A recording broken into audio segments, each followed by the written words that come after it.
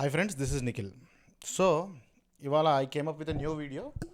ఏంటంటే నేను లాస్ట్ వీడియోలో టీఎస్ జెన్కో ప్రిపరేషన్ స్ట్రాటజీ గురించి చెప్పినప్పుడు యూజ్ ఎఫిషియంట్ లెర్నింగ్ మెథడ్స్ అని చెప్పేసి active recall, spaced repetition, practice test అనే కొన్ని టెక్నిక్స్ గురించి మాట్లాడడం జరిగింది.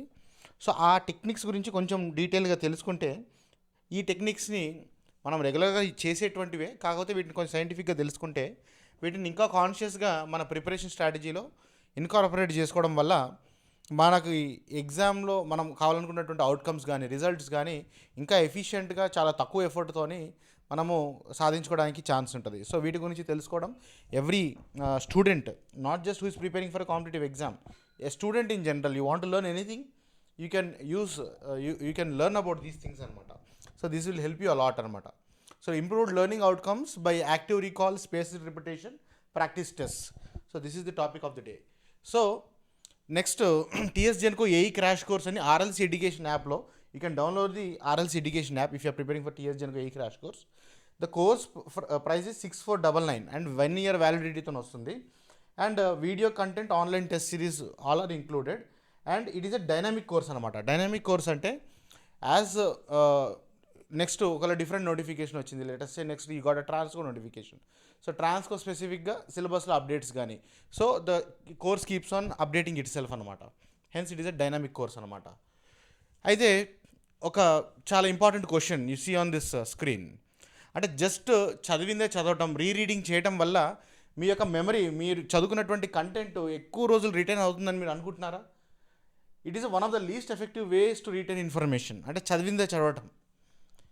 Then that is where we have to know what is active recalling అనమాట. సో యాక్టివ్ రీకాల్ అన్నప్పుడు ప్యాసివ్ రీకాల్ అనేటువంటి టర్మ్ని కూడా మనం డిఫైన్ చేయొచ్చు. సో రెండింటిని ఒకసారి కంపేర్ చేసుకొని చూద్దాము. యాక్టివ్ రీకాలింగ్ అంటే ఏంటంటే, యాక్టివ్ రీకాల్ చేయటం అంటే ఏంది? ఆల్రెడీ మన మెమరీలో స్టోర్ అయినటువంటి ఒక ఇన్ఫర్మేషన్ని మనము రిట్రీవ్ చేసుకోవడం అనుకోవడం.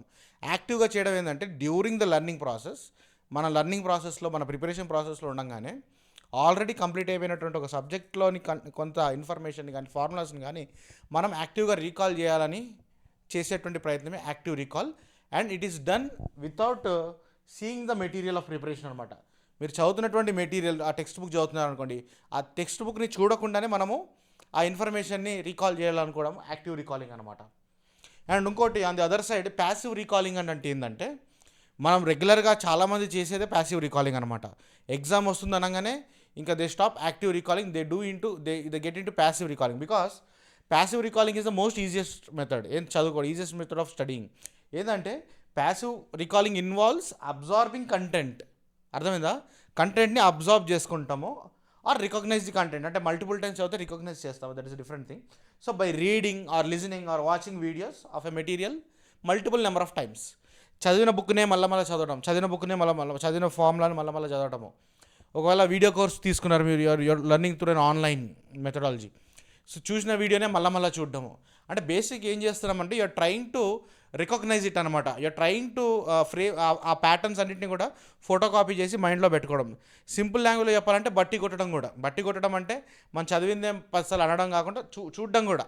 I mean repetition by reading the same thing or watching the same video. ఒకవేళ ఏదన్నా ఆడియో వింటుంటే మల్టిపుల్ టైమ్స్ వినడం. సో రియల్ టైంలో మనము ప్యాసివ్ రికాలింగ్ ఎలా వాడతాము? ఫర్ ఎగ్జాంపుల్, చాలామంది సాంగ్స్ వింటుంటారు. You will be listening to music. ఆ మ్యూజిక్ ఒక 10 సార్లు వింటే 11th time you can sing it on your own. అర్థమైంది కదా? So that's how passive recalling works. అంటే ఆ సోర్స్ నుంచి మళ్ళీ అబ్జార్బ్ చేసుకోవడం వల్ల ఉంటుంది. అండ్ ఈ రకమైన పద్ధతిలో నీకు వచ్చేటువంటి మెమరీ రిటెన్షన్ అనేది చాలా తక్కువగా ఉంటుంది యూజువల్గా. అండ్ అఫ్ కోర్స్ దాన్ని మనం ఇంక్రీజ్ చేసుకోవడానికి కూడా మెథడాలజీ ఉంటుంది. That is a different thing. But when you're preparing for competitive exams, passive recalling will not help much. అంటే both active recall and passive recall రెండింటికి ఉండేటువంటి అడ్వాంటేజ్, డిసడ్వాంటేజ్ ఉంటాయి. Both are important actually. But now we have to know about active recalling. So ఇందాక ఏం చెప్పాను, ఆ సోర్స్ని చూడకుండా you're trying to recall, that is called as active recalling. For example, doing maths in a shop. For example, ఒక షాప్కి వెళ్ళిన తర్వాత సో అండ్ సో ఐటమ్స్ కొన్న తర్వాత ఇమీడియట్లీ మనము మైండ్లో లెక్కలు వచ్చేస్తాయి అనమాట.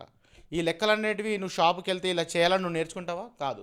బేసిక్గా you have learn some basic maths, tables, multiplication tables అవన్నీ చదువుకున్నాం. రియల్ వరల్డ్కి వచ్చిన తర్వాత ఆ కాన్సెప్ట్ని నువ్వు అప్లై చేస్తుంటావు అనమాట. సో బేసిక్గా when you're doing active recalling, when you're following active recalling, you will be able to learn the concept behind that particular content. అర్థమైందా? ఆ కంటెంట్ వెనకాల ఉన్నటువంటి కాన్సెప్ట్ నీకు అర్థమవుతుంది. ఆ కాన్సెప్ట్ని you can apply in to your real life. Why ఇప్పుడు engineering చదువుకుంటున్నారు చాలామంది, but why not everybody is doing some engineering work?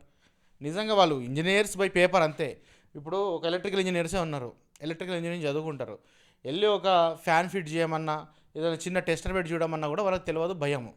ఎందుకనంటే they are just engineers by certificate. And ఆ సర్టిఫికేట్ ఎట్లా వచ్చిందనంటే by passive recalling, previous year questions చదువుకోవటము, etcetera etcetera.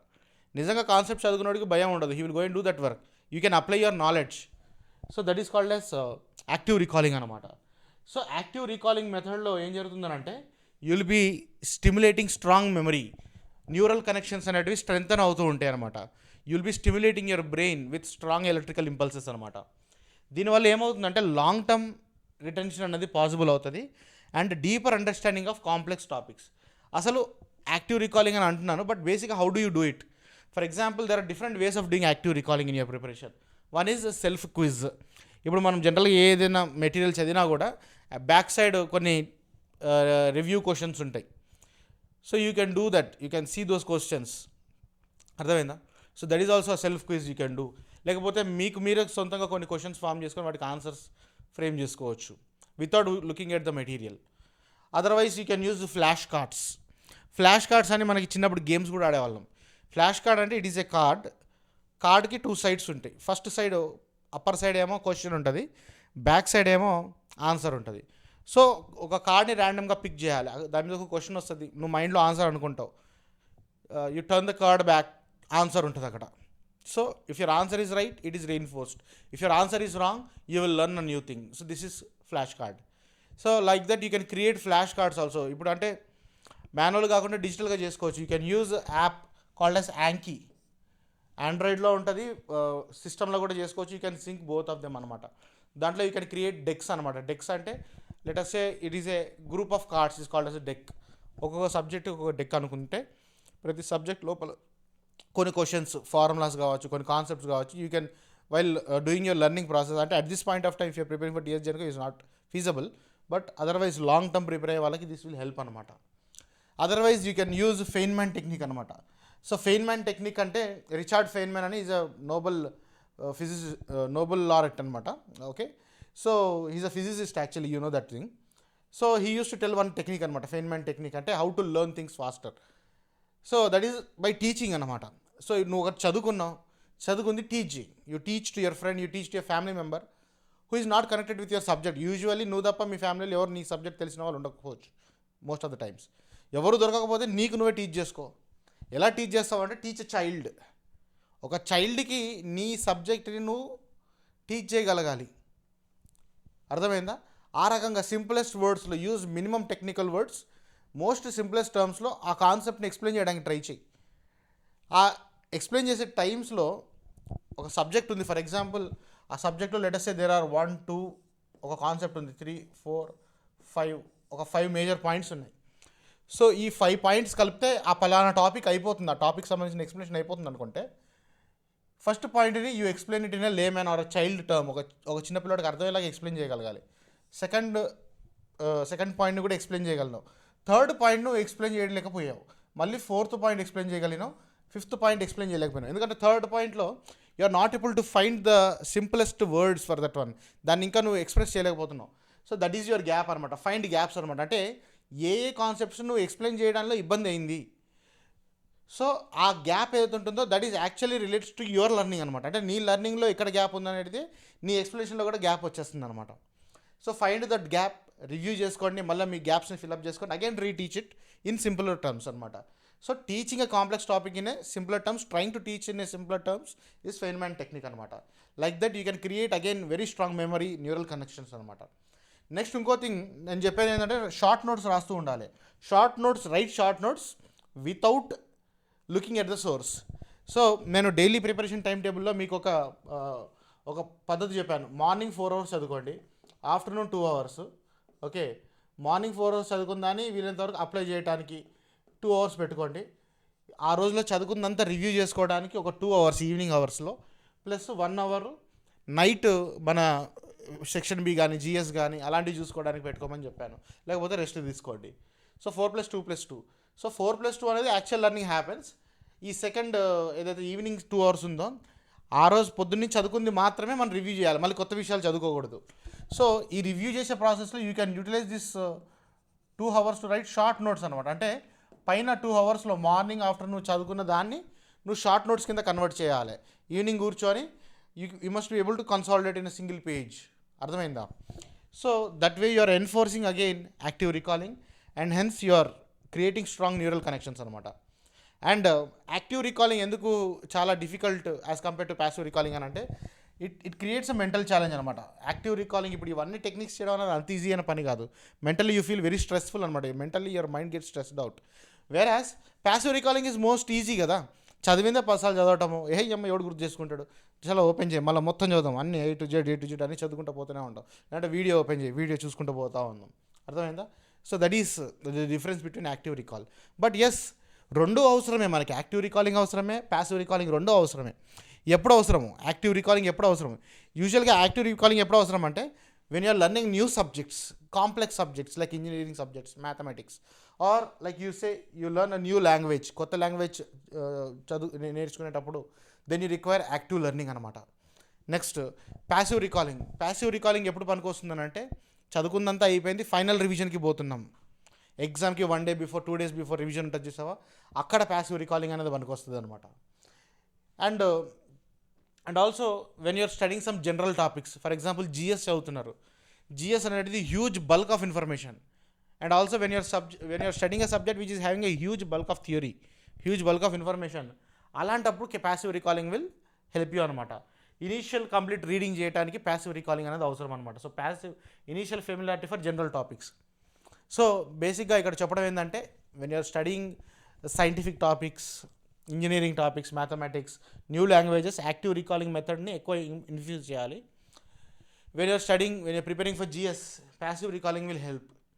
So ఇనీషియల్గా passive రికాలింగ్తో స్టార్ట్ చేయాలి. అక్కడ ఇంజనీరింగ్ సబ్జెక్ట్స్ చదువుకునేటప్పుడు ప్యాసివ్ రికాలింగ్తో ఎండ్ చేయొచ్చు. అర్థమవుతుందా? ఆ తర్వాత again when you're studying for general studies or GS, passive రికాలింగ్తో స్టార్ట్ చేసి you can improve your memory retention by active recalling and end the process with passive recalling. ఈ విధంగా. Okay, so for example like engineering topics అని చెప్తున్నాను. ఇప్పుడు మనం engineering topics అంటే start with active recalling and end with passive recalling. అది GS చదువుతున్నారు, start with passive recalling అంటే రిపీటెడ్ రీడింగ్, తర్వాత test yourself by active recalling, exam ముందు again go for passive recalling. This should be the process అనమాట. Next spaced repetition అని చెప్పేసి ఒకటి చెప్పడం జరిగింది నేను. సో స్పేస్డ్ రిపిటేషన్ అంటే బేసిక్గా ఫస్ట్ మనం చదువుకున్న తర్వాత, ఏదైనా ఒక కొత్త టాపిక్ చదువుకున్న తర్వాత అది ఎంతసేపు మైండ్ రీటైన్ చేసుకోగలదని ఎబింగాస్ అనే ఒక సైంటిస్ట్ 1885లో ఫర్గెటింగ్ కర్వ్ అనే కాన్సెప్ట్ని కనిపెట్టాడు అనమాట. అంటే ఎంతసేపు నువ్వు రిటైన్ చేసుకుంటే ఇన్ఫర్మేషన్ ఎంత తొందరగా మర్చిపోతావని. So according to his experiment he use to say that, అంటే డిఫరెంట్ ఉన్నాయి వర్జన్స్, బట్ సింపుల్గా చెప్పాలనుకుంటే మనము ఒకటి చదువుకున్న 1 hour తర్వాత you will lose 50% of what you have studied. ఇప్పుడు ఒక టాపిక్ చదువుకున్నాం అనుకోండి, within 1 hour you will lose 50% of that memory. At the end of 24 hours it will come down to you will lose almost 70%. అంటే నీ దగ్గర left over ఎంత ఉంది? 30% ఉంటుంది. ఆల్మోస్ట్ 30% నీకు కొద్ది రోజుల వరకు ఉంటుంది. అది స్లోగా నువ్వు మళ్ళీ రివైజ్ చేయకపోతే డై అవుట్ అయిపోతుంది. So that is the power of brain, how much it can retain. So దాన్ని మనం ఇంప్రూవైజ్ చేయడానికి మనము ఈ ఫర్గెటింగ్ కర్వ్ ద్వారా మనం స్పేస్డ్ రిపిటేషన్ అనే టెక్నిక్ యూజ్ చేస్తాం అనమాట. చూడండి, ఫస్ట్ చదువుకున్నారు 100%, స్లోగా గ్రాఫ్ పడిపోయింది. సో ఇప్పుడు ఏం చేయాలి? కొద్ది ఇంటర్వెల్ తర్వాత you have to review it again. Review చేసినప్పుడు మళ్ళీ 100% వస్తుంది. అట్లా మీరు మల్టిపుల్ టైమ్స్ రివ్యూ చేస్తున్నప్పుడు ఏమవుతుందనంటే ఆ ఫర్గెటింగ్ స్లోప్ ఏదైతే ఉంటుందో ఆ స్లోప్ అనేది తగ్గిపోతుంటుంది. ఇనీషియల్గా the slope was very steep. After first repetition the slope steepness has reduced. మళ్ళీ తర్వాత కొద్ది రోజుల తర్వాత ఇంకొక సెకండ్ రిపిటేషన్ వేయండి. సెకండ్ రిపిటేషన్ వేసిన తర్వాత మళ్ళీ ఫర్దర్ అది ఆ కర్వ్ అనేది స్టీపన్ అనేది తగ్గుతూ ఉంటుంది. ఇట్స్ మూవింగ్ టువర్డ్స్ ఫ్లాట్ అనమాట. అండ్ స్పేస్డ్ రిపిటేషన్లో టెక్నిక్ ఏంటంటే ఫస్ట్ చదివిన తర్వాత ఫస్ట్ రివ్యూ, ఓకే, దీనికి మధ్యలో గ్యాప్ తగ్గుతుండాలి, ఆ తర్వాత రివ్యూకి గ్యాప్ పెరుగుతూ ఉండాలి. ఫర్ ఎగ్జాంపుల్ ఇవాళ ఒకటి చదువుకున్నారు, ద సేమ్ థింగ్ ఈరోజు నైట్ మళ్ళీ ఒకసారి రివ్యూ చేయండి పడుకునే ముందు, అర్థమైందా? తర్వాత దాన్ని ఒక 2 days తర్వాత రివ్యూ చేయండి మళ్ళీ సేమ్ టాపిక్ని. ఆ 2 days గ్యాప్ వచ్చిన తర్వాత మళ్ళీ 4 days తర్వాత, అర్థమవుతుందా? అంటే చదివిన దాన్ని ఒక పీరియాడిక్ ఇంటర్వెల్స్లో you have to again review it అనమాట, రివైజ్ ఇట్ అనమాట. And interval to interval gap పెరుగుతూ ఉండాలి, తగ్గుతూ ఉండకూడదు అనమాట.